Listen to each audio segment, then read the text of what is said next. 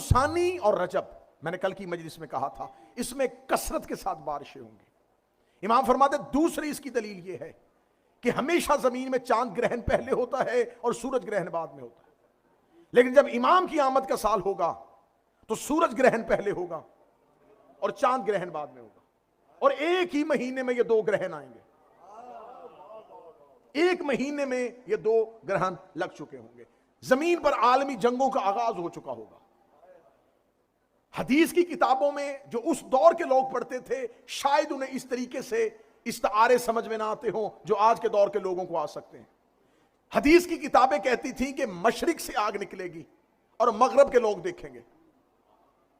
उस दौर में चमड़े पे हदीसें लिखने वाले सोचते थे ये कैसे हो सकता है कि मशरिक से आग निकले और मगरब के लोग देखें। आज आप देखते हैं कि दुनिया में कहीं भी जब जंग का आगाज होता है तो मशरिक से भी अगर आग निकलती है तो मगरिब के लोग देख रहे होते हैं। हदीस की किताबों में है कि मशरिक से आग निकलेगी, मगरिब के लोग देखेंगे और जोरदार धमाकों की आवाजें आ रही होंगी। ये आज के दौर के उलमा इसकी शरह जो गैबत पे काम कर रहे हैं वो कह रहे हैं कि ये जमीन पर आलमी जंगों की अलामत है कि जमीन पर कसरत के साथ आलमी जंगों का आगाज हो चुका होगा। इमाम फरमाते हैं रजब और शाबान के बाद फिर रमजान आएगा। कितनी वाजिया निशानियां इमाम बता के गए। जमादी सानी और रजब, कसरत के साथ बारिशें, दो ग्रहण का इकट्ठा होना।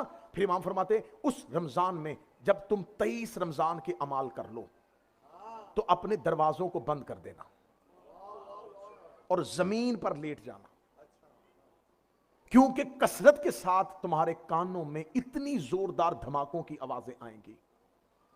इसे भी उलमा ने कहा है कि यह भी आलमी जंगों की अलामत है। और आज भी कहा जाता है कि अगर कहीं पर कोई मिसाइल फायर किया जाए तो तुम जमीन पर लेटो। जो आज के माहिरीन दिफाई माहिरीन कह रहे हैं वो सदियों पहले इमाम कह चुके थे कि आपने क्या करना है, आपकी एहतियाती तदाबीर क्या होगी। जमादी सानी रजब ये गुजर चुका होगा। रमजान की 23 शदीद जंगों का आगाज होगा। इमाम का ज़हूर होगा आशूर के दिन, रोजे आशूर होगा, और उस साल रोजे आशूर बरोजे जुमा होगा। उस साल रोजे आशूर बरोजे जुमा होगा। अब यहां पर हदीस की किताबें लिखती हैं कि खुरासान से स्याह परचमों के साथ एक सबसे बड़ा लश्कर जो 10,000 की तादाद में होगा वो इमाम से नुसरत के लिए निकलेगा। जब मैंने ये हदीस की निशानी पढ़ी तो मैंने देखा कि खुरासान से मुराद क्या है, तो कहा पुराना अफगानिस्तान भी खुरासान था और आज ईरान खुरासान है, लेकिन ना अफगानिस्तान के परचम में स्याही है ना ईरान के परचम में स्याही है। तो फिर मुझे पता चला कि मैंने सारी मुल्कों के झंडे देखे कि कौन से मुल्क का ऐसा परचम है जो सारा स्याह हो। पूरी दुनिया में सिर्फ अब्बास ही का परचम ऐसा है जो स्याह। अगर हाथ यहीं पे है तो फिर मुझे यहीं पे जुमला कह देना है, ये मुल्कों का जुलूस नहीं आएगा। अशूर में आजादारी का जुलूस निकला होगा, इमाम का ज़हूर हो जाएगा, जुलूस का रुख इमाम की तरफ हो जाएगा।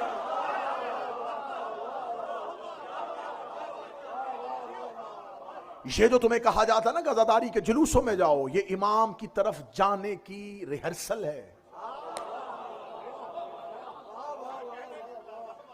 ये इमाम के लिए निकलना, घरों से निकलना, बच्चों को लेके, पर्दादारों को लेके, नंगे पांव चलना, ये हर साल तुम्हें करबला सिखाता है कि जब इमाम आए तो तुमने कैसे निकलना है।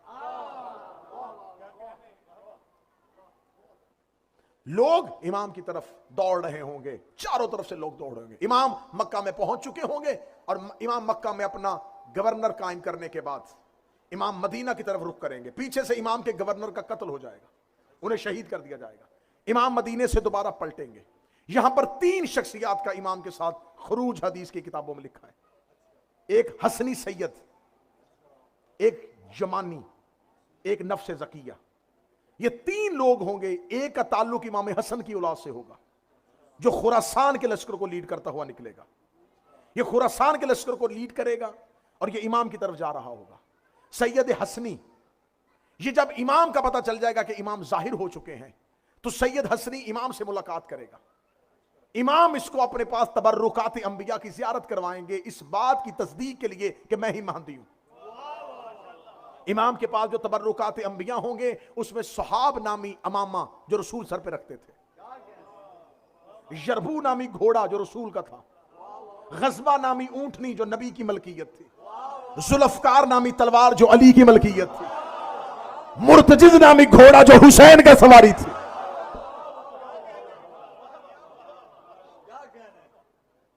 जितने भी, मैं बिल्कुल एक एक अपनी तकरीर के हर फर्क का जिम्मेदार हूं।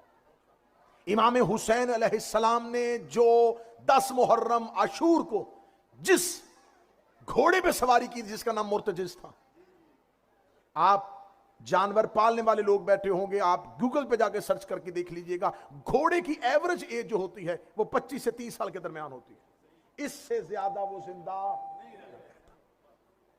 61 हिजरी 10 मुहर्रम मुर्तजिज की सही हयात तैयबा 156 वर्ष थी। ये यमन के बादशाह का था। इसकी मैं पूरी एक हिस्ट्री एक मजलिस में, मेरा ख्याल यहीं अल हैदर ट्रस्ट में 1 या 2 साल पहले सुना चुका हूं कि ये इमाम हुसैन तक कैसे पहुंचा था, यमन के बादशाह ने कैसे तोहफा दिया था और कैसे ये चलता हुआ इमाम तक आया था। मैंने 156 साल कहा और लोग परेशान हो गए। इस लम्हे 1556 है।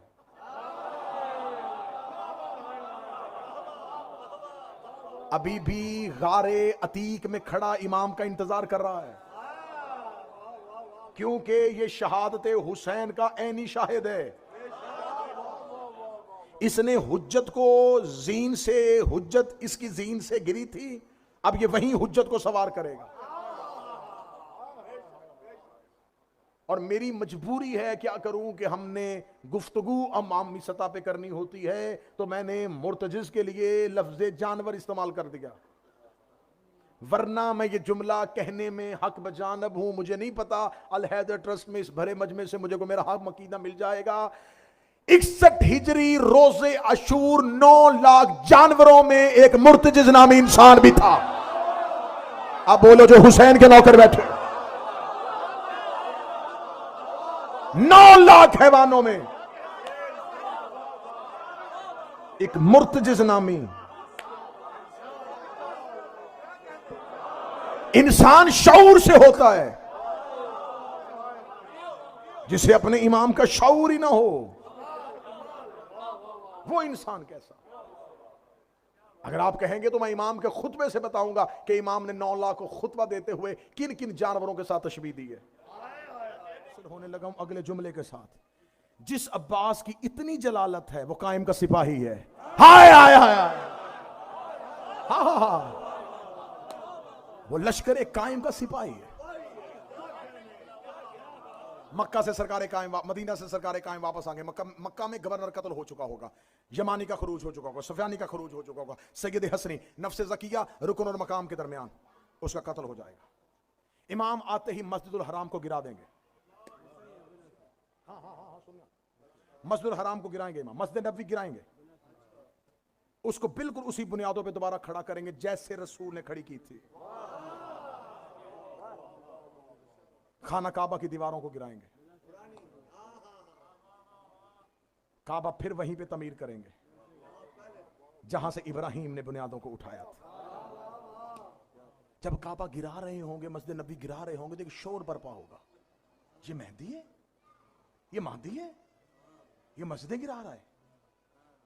लेकिन हिकमत इमाम को कौन जान रहा होगा, मार्फत इमाम को कौन जान रहा होगा। अगर कोई शख्स जाके पूछेगा मौला अल्लाह का घर गिरा रहे हैं, इमाम देखे कहेंगे पहचाना नहीं, मैं कौन हूं,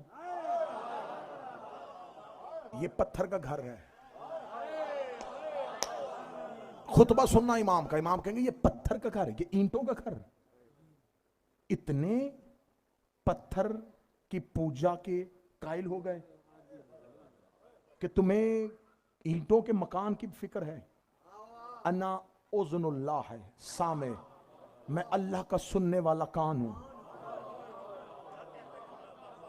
अना ऐनुल्लाहु नाज़िरा, मैं अल्लाह की देखने वाली आंख हूं। अगली सतर में अकेला न रह जाओ। अना वजहुल्लाहु ज़ाहिरा, मैं अल्लाह का नजर आने वाला चेहरा हूं। हाय हाय हाय, मैं अल्लाह का नजर आने वाला चेहरा हूं। अना यदुल्लाहुल बासिता, मैं अल्लाह का खुला हुआ हाथ हूं।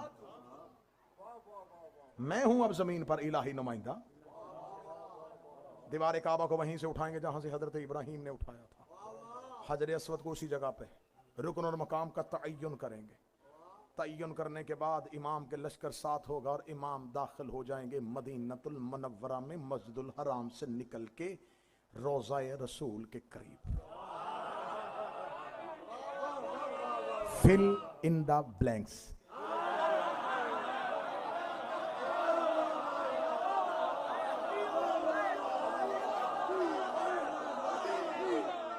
कुछ मकबूजा इलाके फतह करेंगे।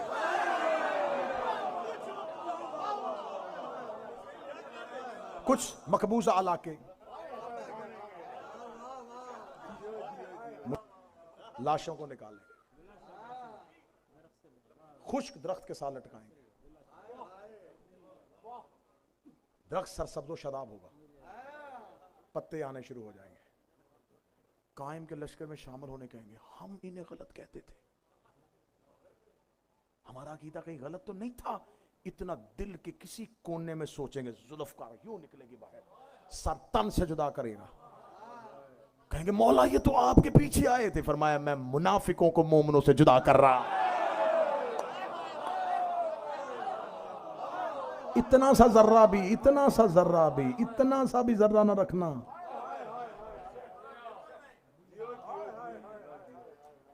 इमाम निकलेंगे, पता चलेगा कि 12,000 का लश्कर लेकर सुफियानी निकल चुका है, शाम से दमिश्क से निकला है, कूफा में कत्ल आम किया है। कत्ल आम करता हुआ, बहुत लंबा ज़हूर है लेकिन मैं जितना मुख्तसर कर सकता हूं उतना कर रहा हूं। वो निकलता हुआ आ रहा है और मक्का और मदीना के दरमियानी इलाका में वो पहुंच चुका है। इमाम फौरन मक्का से खरूज करेंगे, अपने लश्कर को साथ लेंगे। 313 कमांडर, ये कह के तुम्हें मौलवियों ने सुला दिया है इमाम के 313 313, बस 313 ही हो। वो 313 कमांडर होंगे और वो तयन हो चुके हैं, वो वैकेंसी खाली नहीं है। हाँ, अपने आप को 313 के चक्कर में ना सुलाओ। वो 313 तयशुदा हैं, उनमें 4 नबी हैं, उनमें 7 असहाबे कहफ हैं, उनमें 72 करबला के शहीद हैं, उनमें मालिक अश्तर है, उनमें सलमान है, उनमें अमार है, उनमें मकदाद है, उनमें मीसम है, उनमें कंबर है, उनमें मुख्तार है।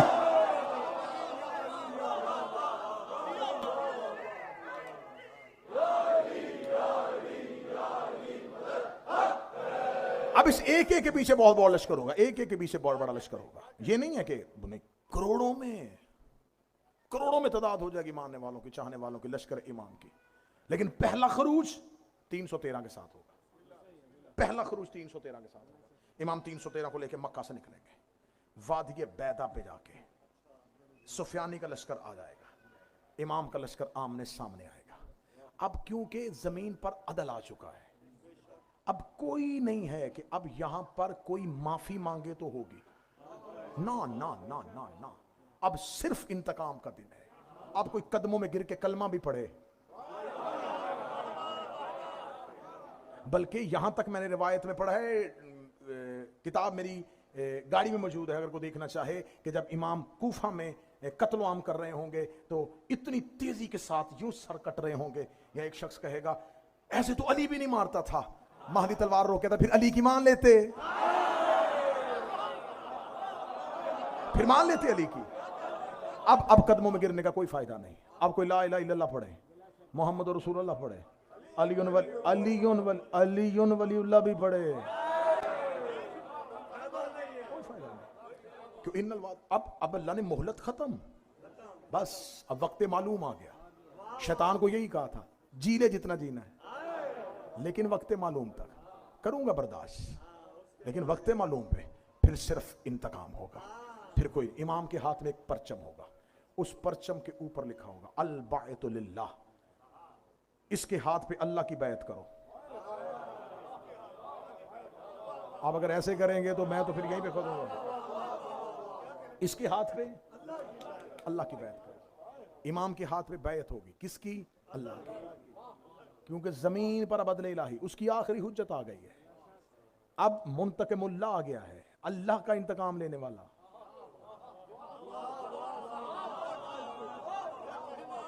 जमीन को हुक्म कर दिया जाएगा, जहां तेरा जो भी दुश्मन छुपा हुआ है निकाल बाहर। जमीन ऐसे उड़ा उड़ा के मुनाफिकों को बाहर निकाल देगा। जिस पत्थर के पीछे काफिर छुपा होगा, पत्थर बोल के महदी यहां छुपा है। जिस दरख्त के पीछे छुपा होगा, दरख्त बोल के कहेगा या हुज्जतुल्लाह, तेरा दुश्मन मेरे पीछे छुपा है। दुश्मन को कोई जगह नहीं मिलेगी, जमीन उठाएगी, पत्थर छुपने नहीं देगा। इमाम कहेगा हर मजलूम अपने जालिम से बदला ले। उठ हाबील, कबील को कत्ल कर। पहला कत्ल इंसानियत में, पहला कत्ल आदम के बेटे ने दूसरे को किया। इमाम कबील को कत्ल नहीं करेंगे, हाबील कबील का सर काट, वैसे मार जैसे इसने मारा था। एक एक जमीन पर मकतूल को उठाया जाएगा। फरमाया अपने हाथों से कातिल से वैसे इंतकाम ले जैसे इसने तुझे किया था। जमीन पर अदल होगा, मजलूम जालिम का बदला ले रहा होगा, मकतूल कातिल से। अभी इमाम की तलवार अभी किसी कातिल पे नहीं चल रही। वादिये बैदा, वहां पर दोनों तरफ से घुमसान का रन पड़ जाएगा। इधर से महदी का लश्कर, उधर से सुफियानी का लश्कर, दज्जाल की पूरी ताकत। यूं लश्कर एक दूसरे के आमने सामने आ चुके होंगे, यूं लश्कर एक दूसरे के आमने, ऐसे बिजलियां चमक रही होंगी, ऐसे आसमान की तरफ लहू के छींटे जा रहे होंगे। महदी इंतकाम ले रहा होगा, या पीछे से एक आवाज आएगी, महदी इंतजार कर, मैं अली आ गया हूं।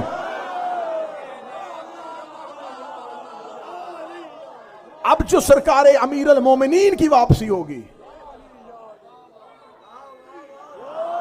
अब जो अमीर अल मोमिनीन की पहली वापसी, अमीर अल मोमिनीन की, महदी का दादा बन के नहीं। कहां जाके ये मौजू पढ़े हजूर? कायम का दादा बन के नहीं, सिपाही बन के। लश्कर कायम में अली आएंगे, जुल्फकार निकली हुई होगी। वो जो जुल्फकार लहू की प्यासी थी, यूं चलती हुई वादिये बैदा के सहरा में पहुंचेगी। हर एक मजलूम अपने जालिम से, हर एक मकतूल अपने कातिल से बदला ले रहा होगा। या शैतान इंसानी लिबास में, बशरियत के लिबादे में खड़ा होकर खुद उस जंग में शरीक होगा। इब्लीस खुद इंसानी बदन, इंसानी जिस्म, इंसानी लिबास के साथ दज्जाल के लश्कर की सिपा सलारी करता हुआ महदी के लश्कर के साथ मुकाबला कर रहा होगा। या हर एक मकतूल अपने कातिल को मार रहा होगा, हर मजलूम अपने जालिम को मार रहा होगा। या मैंने हदीस की किताबों में पढ़ा है कि अली का नेजा इब्लीस की पुश्त पे आके लगेगा, अली इब्लीस को कत्ल करेंगे, अली शैतान को कत्ल करेंगे। ये हाथ जोड़ के पूछा हूं मौला अमीर अल मोमिनीन, हर मकतूल ने कातिल से बदला लेना था। अगर आपने बदला ही लेना था, आप इब्ने मुलजम से ले लेते, आप सफीन वालों से ले लेते, आप जमल वालों से ले लेते। आपने इब्लीस को क्यों मारा? फरमाया इब्ने मुलजम से बदला मेरा अब्बास ले लेगा, किसी से बदला मेरा हसन ले लेगा, किसी से बदला हुसैन ले लेगा, किससे बदला मोहम्मद हनफिया ले लेगा। मैंने शैतान को इसलिए मारा है क्योंकि ये उसका दुश्मन है और मैं उसका हाथ